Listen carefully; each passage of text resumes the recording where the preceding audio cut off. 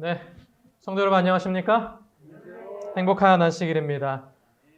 오늘 아이들의 특창을 들으니까 물론 은혜도 가득하지만 정말 한 해가 다 갔다라는 생각이 듭니다. 올 한 해도 예수님과 함께 마무리하시기를 간절히 원합니다. 오늘 우리가 함께 나눌 말씀은 누가복음 2장의 말씀입니다. 어쩌면 오늘과 좀 관계된 말씀이기도 하겠네요.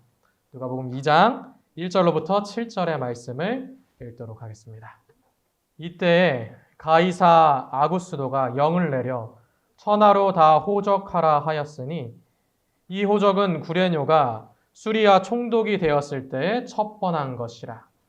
모든 사람이 호적하러 각 고향으로 돌아가매 요셉도 다윗의 집 족속인 고로 갈릴리 나사렛 동네에서 유대를 향하여 베들레헴이라 하는 다윗의 동네로 그 정혼한 마리아와 함께 호적하러 올라가니 마리아가 이미 잉태되었더라.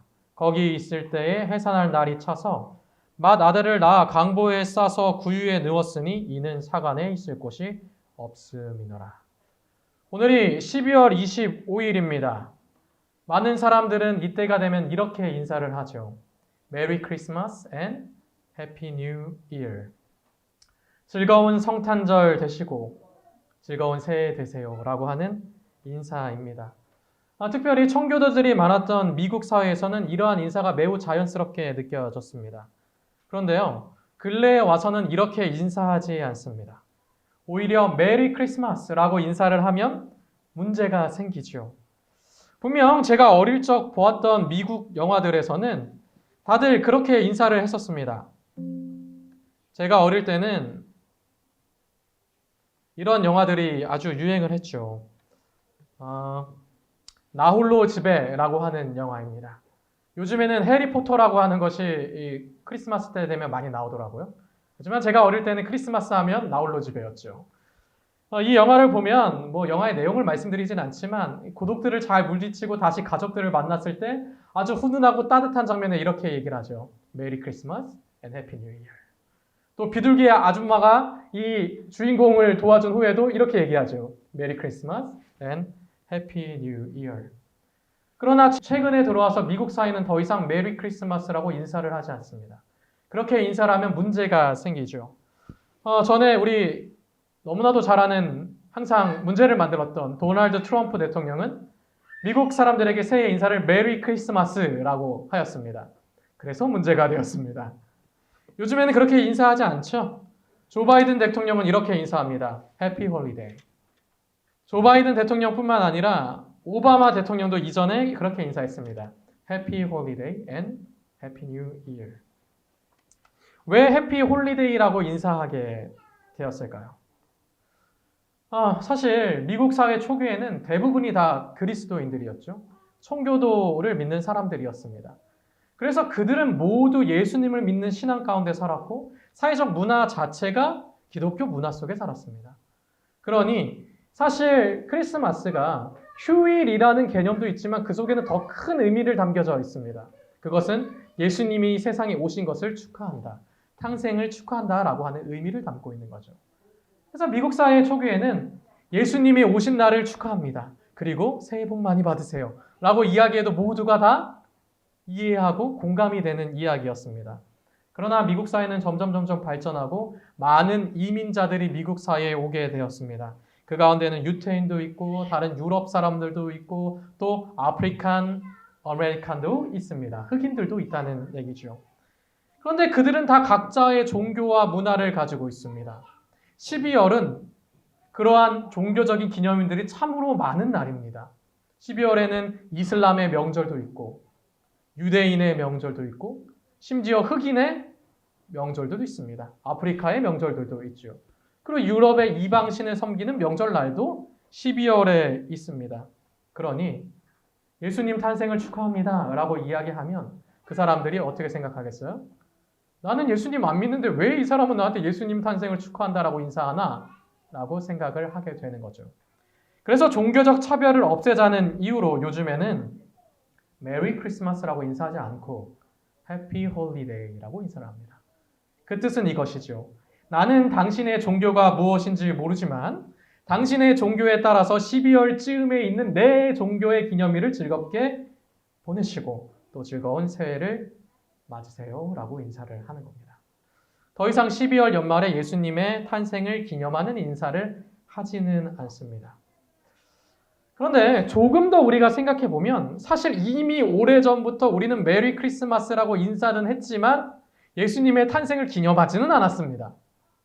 많은 사람들이 크리스마스다 라고 생각하면서 크리스마스에 우리 한번 모여야지 하면 뭐를 합니까? 모여서 파티를 하고 연인끼리 즐거운 여행을 가고 또 가족끼리 쇼핑을 하러 떠납니다. 예수님 탄생을 기념한다면서요. 그날이 즐거운 날이라면서요. 하지만 예수님은 안중에도 없고 모두 다 행복한 홀리데이, 휴일을 보낼 그뿐이었습니다.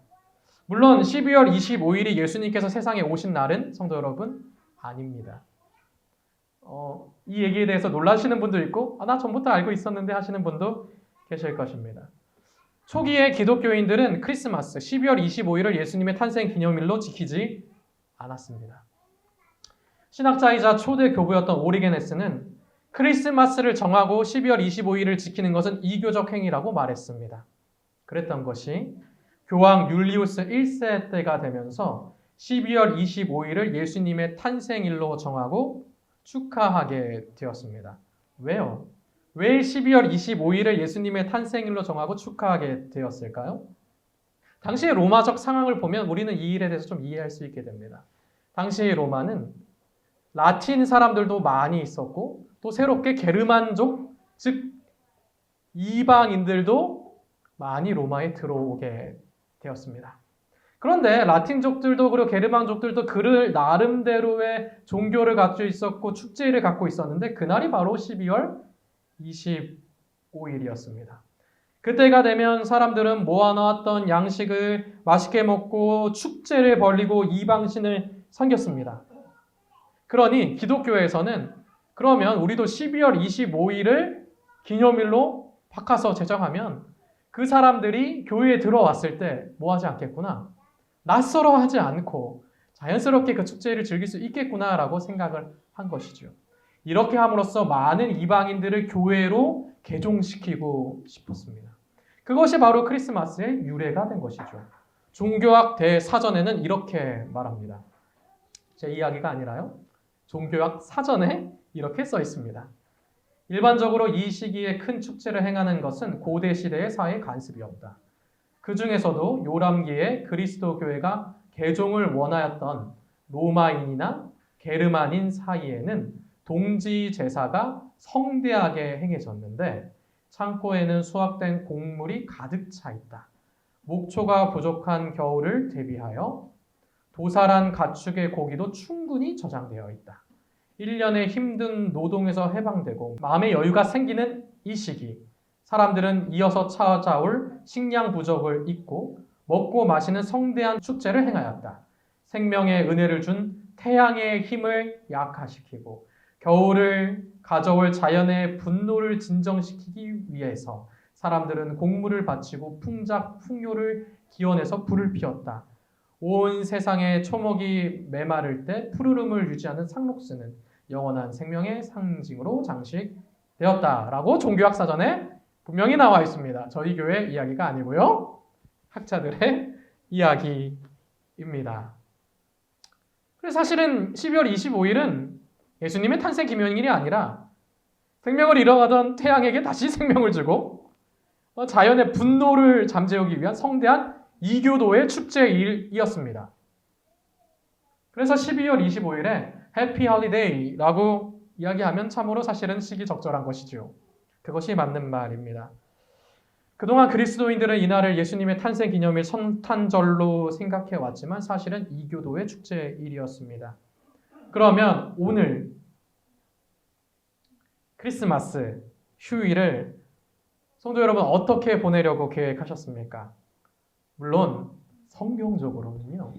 오늘이 예수님 탄생하신 날이 아니기 때문에 여러분 모두 즐거운 휴일로 보내셔도 무방합니다. 그런데요. 너무나도 공교롭게도 오늘은 홀리데이이기도 하지만 오늘은 예수님 만나는 날이기도 합니다. 많은 사람들이 그저 휴일로 또 코로나로 인하여 즐겁게 보내고 싶은데도 즐겁게 보내지 못하는 날로 보내는 오늘. 저는 오늘이야말로 인류를 위하여 오신 예수님을 생각하면서 보내면 어떨까 하는 생각이 들었습니다. 약 2000년 전에 예수님은 세상에 오셨습니다. 예수님의 길을 예비하기 위하여 요한이 6개월 먼저 사가랴와 엘리사벳에서 태어나고 6개월이 지난 후에 예수님은 이 땅에 오셨죠. 고대 전승에 보면 침례 요한이 태어난 것이 한 4월경이라고 하니까 그것도 정확하게 이거 맞다라고 이야기할 수는 없지만 거기서부터 6개월 뒤에 예수님이 오셨으니까 10월경이 될 확률이 더 높다라고 이야기할 수 있을 것입니다. 당시 로마 황제는 자신을 조놈자라고 부르던 아우구스투스이었습니다. 그는 그의 로마 황제 재위 기간에 4번의 인구 조사를 하게 되는데 이미 첫 번째 인구 조사가 예수님 탄생하기 이전에 이루어졌습니다. 그런데 예수님 탄생할 때쯤에는 인구조사 명령이 내려지지는 않았었거든요. 그렇지만 유대인들의 습성을 보면 왜 인구조사가 로마에는 이미 시작되었는데 더 늦게 유대에 시작되었는지를 알 수 있게 되죠. 그들은 당시 로마 사회에 격렬한 저항을 했었고 저항 세력들도 있었습니다. 그러니 인구조사라는 것 자체가 병력을 파악하고 또 세금 내기 위하여 사람을 조사하는 것이기 때문에 그동안 격렬한 저항에 부딪혀서 조금 늦게 유대에는 실시되게 된 것이죠. 보통 로마 시민이라면 자신의 인구 조사를 어디서 응하면 되냐면 본인이 사는 장소에서 응하면 됩니다. 그럼 거기서 호적하고 세금을 내고 이 사람이 여기 사는구나 하면 되는 것이었죠. 그런데 오늘 본문에 보면 요셉과 마리아는 어디에 가게 됩니까? 그들의 고향인 베들레헴으로 가게 됐죠. 왜 그럴까? 당시 로마 당국은 호구조사를 위하여 이 일을 누구에게 일임했냐면 헤롯에게 일임했습니다. 헤롯은 이스라엘 사회를 너무나도 잘 알았죠. 로마와 다르게 이스라엘은 많은 사람들이 뭐로 구성되어 있습니까? 12지파로 구성되어 있죠. 지파로 나누어서 인구조사를 하는 것이 더 용이하다는 사실을 알고 있었습니다. 그래서 어디로 가서 인구조사를 하라, 호적을 하라 라고 말합니까? 고향으로 가서 호적을 하라 라고 이야기를 하게 된 것이죠. 누가복음 2장 3절과 4절을 제가 읽어보겠습니다. 모든 사람이 호적하러 각각 고향으로 돌아가매 요셉도 다윗의 집 족속인 고로 갈릴리 나사렛 동네에서 유대를 향하여 베들레헴이라 하는 다윗의 동네로 가게 되었다 라고 오늘 성경은 이야기하죠. 그런데 이상하죠? 하필 그때에 마리아가 뭘 하고 있었습니까? 임신하고 있었죠. 우리는 그동안 호적하러 갈 그때에 마리아가 어떤 기간이었다고 생각해 왔습니까? 만삭의 기간이었다고 생각해 왔습니다. 그런데 이상하게도 만삭인 마리아는 함께 베들레헴으로 가겠다라고 이야기합니다. 그리고 요셉은 그 마리아를 데리고 베들레헴으로 가죠. 옆 동네입니까? 한 30분 가면 나오는 동네예요? 아니죠. 만삭의 아내를 데리고 먼 길을 떠나는 거 상식적으로 이해가 가십니까, 성도 여러분? 저는 아이를 낳은 지 얼마 안 되기 때문에 그건 이해할 수 없는 이야기입니다. 지금처럼 차가 있는 것도 아니고. 나귀를 타고 만삭의 아내를 데리고 간다고요? 이해하기 힘든 이야기죠. 그리고요, 인구조사를 보면 보통 인구조사에 응하는 것은 남자입니까? 여자입니까? 남자입니다. 남자가 가서 자신의 가구원들을 이야기하고 세금을 치르면 되는 것입니다. 그런데 굳이 누가 가겠다는 거예요? 마리아가 가겠다는 겁니다. 이해가 안 되시죠? 그런데 성경을 깊이 읽어보면 우리는 왜 그렇게 떠났는지 알게 됩니다. 사실 마리아와 요셉이 떠났을 때 마리아는 출생 직전의 만삭의 상태는 아니었습니다. 그보다 더 이전에 출발했다는 것을 우리는 본문을 통해 알게 되죠. 그런데 왜 우리는 그동안 요셉과 마리아가 만삭이 다 돼서 막 출산일이 임박해서 그곳을 떠났다고 생각해 왔을까요? 그리고 가서 집도 찾지 못하고 전전긍긍하다가 결국에는 저기 떨어져 있는 마구간에 가서 아기 예수를 간신히 낳았다라고 왜 우리는 생각하게 되었을까요? 아마 그동안 우리는 크리스마스 성극을 보면서 저도 어릴 때부터 그런 성극을 봐왔기 때문에 그렇다라고 생각을 해왔을지 모르겠습니다. 크리스마스 성극을 보면 그렇죠. 여기 방 있습니까? 아, 방 없어요. 그럼 어떡합니까? 우리 아내가 만삭입니다. 아, 방 없다니까요. 그러면 저기 마구간 있는데 거기 가서라도 쉬십시오. 그런 성극을 우리는 많이 봤습니다. 여기서 더 발전된 아주 감동스러운 성극도 있지요. 원래 이러한 내용으로 성극을 해야 되는데 한 아이가 예수님을 마구간에 들 수 없어서 여인 주인 역할을 맡았는데 여기 방 없어요! 라고 하지 못하고 뭐라고 합니까? 여기 방 없는데 제 방을 내어줄 테니 예수님 거기 가서 낳지 마시고 제 방으로 들어오세요. 라고 하는 감동적인 성극. 저도 학생 전도사 때 이러한 내용을 가지고 성극을 했었습니다. 온 교인들이 아주 감동했었죠. 제가 이 사실을 알았다면 그 성극을 하지 않았을 텐데 그때는 전도사라서 잘 몰랐습니다. 성극을 보면 무대도 배경도 다 그렇게 구성됩니다. 그래서 우리는 정말 예수님 탄생이 12월 25일 그쯤에 있었을 것 같고 그러한 어려운 일들이 있었다라고 생각을 하게 되죠. 그런데 성경을 보면 조금 다른 이야기가 나옵니다. 요셉과 마리아는 고향으로 돌아가죠. 물론 요셉이 인구 조사에 응하여야 하기 때문에 그 시간에 간 건 맞습니다. 그런데 요셉과 마리아는 본인의 출산을 어디서 하기로 결심했습니까? 베들레헴에서 하기로 결심했습니다. 인구 조사만 하려고 간 게 아니에요. 거기서 아이를 낳으려고 간 것입니다. 그래서 이들은 막 출산이 임박해서 이동한 것이 아니라 이제 아이가 생기고 출산은 어디서 해야겠구나? 베들레헴에서 해야겠구나 라고 생각하고 천천히 이동을 하게 된 것이죠. 그리고 그곳에서 도착해서 지내다가 뭐가 됩니까? 출산할 달이 되게 된 것이요. 그래서 거기서 출산을 하게 됩니다. 누가복음 2장에 이렇게 나와 있습니다. 그 정혼한 마리아와 함께 호적하러 올라가니 마리아가 이미 잉태되었더라. 그렇죠? 잉태될 때 갔습니다. 6절에 거기 있을 그때에 해산할 날이 차서라고 말하죠. 헬라어 본문을 봐도 이렇게 기록되어 있습니다. 거기에서 지낼 때에 해산할 날이 다 찼다라고 이야기하죠. 그럼 뭐예요?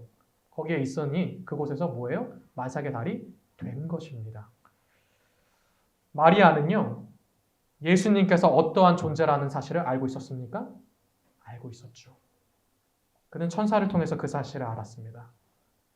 마리아와 요셉은 다윗의 혈통인 예수님께서 어디서 태어나야겠다고 생각했습니까? 베들레헴에서 태어나셔야 한다라고 생각했습니다.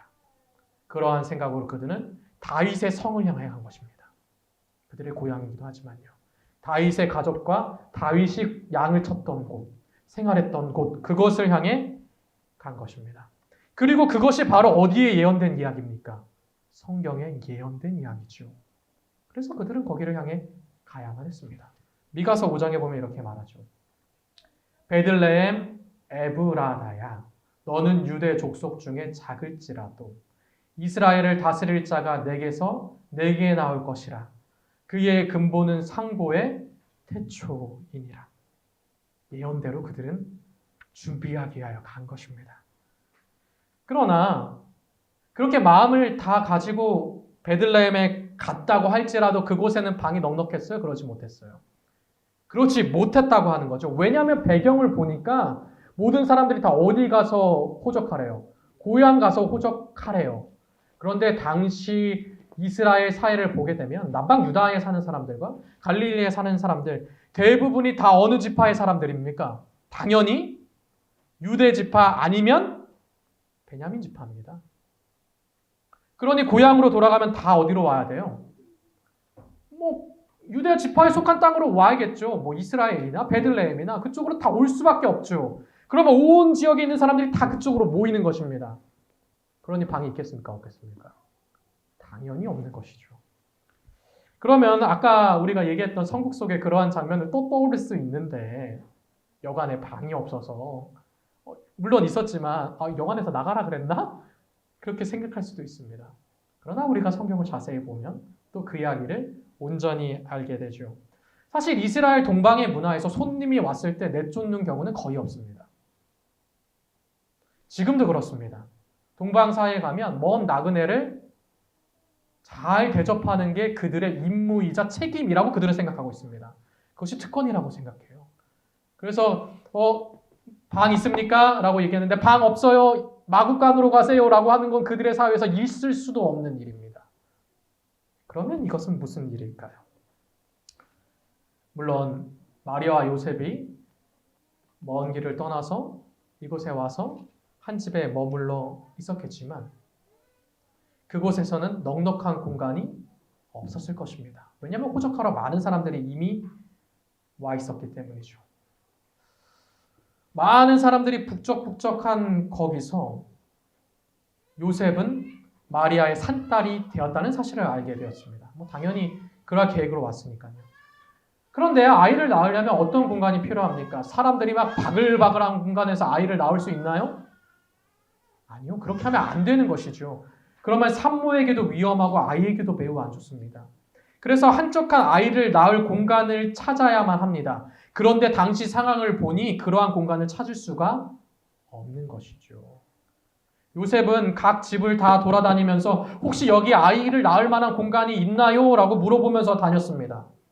영어와 우리말에는 그것이 여관이었다라고 이야기하지만 유대의 문화를 우리가 알게 된다면 그곳은 여관이 아니라 손님을 위한 게스트룸, 손님 방이었다는 사실을 알 수가 있게 됩니다. 누가는 본문의 여관을 사용할 때 원어상 카탈루마라고 하는 단어를 사용했습니다. 카탈루마. 물론 여관이라고도 사용할 수 있지만 원어상은 손님을 위한 공간이라는 것이 더 가까운 표현입니다. 일반적으로 손님을 위한 공간은 카탈루마라고 썼습니다. 누가도 그렇게 썼던 것 같아요. 왜냐하면 돈을 받고 숙박업을 하는 공간을 누가는 똑같이 여관이라고 번역된 단어를 사용하였는데 이때에는 카탈루마를 쓰지 않고 판도케이온이라고 하는 단어를 사용했습니다. 누가복음 10장에 보면 예수님의 비유가 나오죠. 거기에 선한 사마리아인이 나옵니다. 강도당한 사람을 선한 사마리아인이 도와주죠. 잘 싸매고 도와줘서 어디에 데려다 줍니까? 여관에 데려다 주죠. 그리고 돈을 주죠. 혹시 부족하면 내가 돌아올 때 갚겠다고 말합니다. 누가복음 10장 34절입니다. 가까이 가서 기름과 포도주를 그 상처에 붓고 싸매고 자기 진심에 태워 주막으로 데리고 가서 돌보아주고 주막 혹은 성도 여러분의 성경에 여관이라고 표현된 이 단어가 바로 판도케이온이라고 하는 단어이죠. 그러니 여관과 손님 방은 다르죠. 다른 단어를 누가는 사용했습니다. 사실 작은 베들레헴이라는 동네에 큰 여관이 많이 있으리 만무합니다. 그 여관을 다 뒤졌다고 생각하는 것은 우리의 착각이죠. 유대 문화를 생각해 보면 요셉은 머물던 곳을 떠나서 빈 방을 찾아서 돌아다녔습니다. 온 동네 빈 방을 다 뒤졌을 것입니다. 손님을 위한 공간들을 찾아보았습니다. 그런데 호적하러 많은 사람이 왔는데 유대 문화는 손님을 거절한다고요? 받아들인다고요? 받아들이죠. 그러니 다 각 집마다 손님 방에 누가 가득 찬 거예요? 사람들이 가득 찬 거죠. 그리고 아이만을 위한 공간을 내줄 방이 없는 것입니다. 그래서 아이만을 위한 공간이 없었으므로 예수님은 어디에서 태어나실 수밖에 없었던 거예요? 동물이 있었던 공간 옆에서 태어나실 수밖에 없었던 겁니다. 당시에 유대의 집을 보면 이렇게 생겼습니다. 이게 어디 있는 모형이냐면 하버드 샘족 박물관에 전시된 고대 이스라엘 집 모형입니다. 고대 이스라엘 집은 이렇게 구성되어 있어요. 1층을 보면 어떤 공간이 있죠? 동물들을 메어놓은 공간이 있고 그 옆에 음식을 하는 공간이 있고 그 옆에 창고 같은 공간이 있습니다. 여기 마구간만 있는 게 아니에요. 여러 가지 공간들이 있죠. 그리고 사람들은 어디에서 거주합니까? 올라와서 2층에 거주합니다. 그럼 2층에는 본래 집 사람들의 공간이 있습니다. 그리고 이스라엘 사람들은 또 어디 올라가길 좋아해요? 그렇죠. 우리가 화요일 공부를 괜히 한 게 아니네요. 벌써 성도 여러분을 다 아시고 대답을 잘 하십니다. 옥상에 올라가면 이제 기도처가 있고 또 손님들을 위한 공간이 마련되어 있습니다. 그런데 사람들이 많이 왔으므로 옥상에 마련되었던 기도처와 손님들을 위한 공간은 꽉 찼고 2층에 마련되어 있던 집도 꽉 찼습니다. 그래서 아이를 낳을 만한 분리된 공간은 어디밖에 없는 거예요? 1층의 공간밖에 없는 것이죠. 그러니 이 집 저 집 다 뒤져봤는데 공간이 없어서 창고 같은 곳에서 예수님은 탄생하실 수밖에 없었던 것입니다. 물론 우리가 성경에 나온 대로 사람들이 여기 방 없어요. 저기 마구간 가서 예수님 나세요. 라고 해서 마구간에서 예수님이 태어났다라고 하면 어떻게 더 감동적일 수 있을까요? 그럴 수는 있었겠지만 성경적인 이야기는 아니죠. 하지만 이렇게 보더라도 예수님은 자신만을 위한 공간을 배정받지 못하고 사람들을 피하여 짐승들이 있었던 공간 옆에서 탄생하실 수밖에 없었습니다. 물론 짐승들은 다 치워서 다른 쪽에다 놨겠죠. 그렇죠? 어떤 사람이 아이가 태어났는데 그 더러운 짐승들 다 놓겠습니까? 그렇지는 않았을 거예요. 그렇지만 예수님은 본인을 위한 공간은 얻지 못하시고 그렇게 창고 같은 곳에서 강보에 쌓여 구유에 놓이게 된 것입니다. 누가복음 2장 7절 이렇게 말합니다. 마다들을 낳아 강보에 싸서 구유에 누였으니 이는 사관에 있을 곳이 없습니다. 원어상으로 이것을 제대로 해석해보면 이렇게 나오죠. 강보에 싸서 구유에 누였으니 이는 사람들이 있는 공간에서는 있을 곳이 없었느니라. 사람들이 머무는 공간에서는 있을 곳이 없었습니다. 시대의 소망 44페이지에 이렇게 이 이야기를 설명해 줍니다. 요셉과 마리아가 나사렛에 있는 그들의 집을 떠나 다윗성을 향하여 여행할 때에 천사들이 그들과 동행하였다. 로마 제국의 거대한 영토 내에 사는 백성들에게 호적하라는 명령이 갈릴리 산악 지방의 거주민들에게까지 미쳤다. 옛날에 사로잡혔던 주의 백성들을 해방시키기 위하여 고레스 왕이 세계적인 대국의 왕위에 부름받았던 것처럼 가이사 아구스도도 예수의 어머니를 베들레헴에 인도하는 일에 하나님의 목적을 성취시킬 한 그릇이 되었다. 예수의 어머니는 다윗의 혈통인데 다윗의 자손은 다윗 성에서 탄생해야 했다. 선지자는 베들레헴에서 이스라엘을 다스릴 자가 나올 것이라. 그의 근본은 상고의 태촌이라고 말하였다. 그러나 왕가의 후손이 살았던 성에 왔을 때 요셉과 마리아를 알아보거나 존대하는 사람도 없었다. 그들은 피곤하고 쉴 곳이 없어 성문에서 성 동편 끝까지 좁은 길을 모두 헤매며 그날 밤을 위한 휴식처를 찾았으나 얻지 못했다. 붐비는 여관에서 그들을 위한 방은 없었다. 그들은 마침내 가축들이 거하는 거친 가옥에 쉴 자리를 발견했으며 이곳에서 세상의 군수는 탄생하였다. 그런데 오늘 시대의 소망의 내용을 읽으면 시대의 소망의 내용도 우리에게 어떤 생각을 갖게 합니까? 여관이 없어서 예수님께서는 여관을 찾다가 짐승들이 있는 마구간으로 가셨구나. 그렇게 생각하게 되죠. 그러면 시대의 소망의 내용은 잘못된 것일까요? 우리 선지자의 영감의 글을 그동안 열심히 읽어왔는데 성경 보니까 잘못된 것이네. 그렇게 생각하십니까? 아니죠. 우리 하나님께서는 성경을 기록하는 저자들이나 다른 글을 기록하는 저자들도 마찬가지지만 그들을 펜으로 쓰셨습니까? 아니죠. 하나님께서는 그들을 펜으로 쓰시지 않았습니다. 그들에게 무엇을 주십니까? 영감을 주셨습니다. 영감을 받고 그들은 그들의 문화와 상황 속에서 하나님께서 때로는 보여주시고 때로는 알려주신 영감을 통해서 그들은 글을 써내려 갑니다. 엘렌 G 화이트인도 어느 문화 속에 살았어요? 이스라엘 문화 속에 사셨습니까? 아니요. 미국 문화 속에 살았습니다. 당시에 서국 이 미국 문화를 생각해 보세요. 마구간이 있고 말을 타고 다니고 서부 개척하던 시대입니다. 그때 화이트 여사가 생각하던 미국 문화 속에서 본문에 주신 영감을 생각하면 당연히 그러한 생각을 할 수밖에 없죠. 그렇다고 이 내용이 오늘 성경에서 말하고자 하는 본문의 내용을 훼손하느냐? 그렇지 않습니다. 오늘 본문의 내용은 무엇을 이야기합니까? 시대의 소망도 마찬가지입니다. 예수님께서는 더 좋은 곳에서 편안히 태어나실 수도 있으셨습니다. 그러나 예수님께서는 우리를 위하여 가장 낮은 곳에서 태어나셨습니다. 물론 그곳이 사람들의 매몰찬 거절 때문에 있을 수밖에 없었던 마국간은 아니었지만 이웃을 환대하는 이스라엘 문화 속에서도 아이를 낳을 곳을 찾지 못하여 거주했던 곳은 동물을 메어두는 곳 옆에 창고와 같은 곳이었습니다. 그것이 오늘 본문이 이야기하고자 하는 내용이에요. 시대의 소망이 얘기하고자 하는 내용도 똑같습니다. 본문의 내용을 훼손시키지 않죠. 만약에 오늘 저와 성도 여러분이 아니었다면 예수님은 굳이 베들레헴으로 가실 필요가 없으셨습니다. 그냥 갈릴리 집에서 태어나셔도 됐어요. 아니면 하늘 왕궁에서 태어나셨다면 더 좋았겠죠.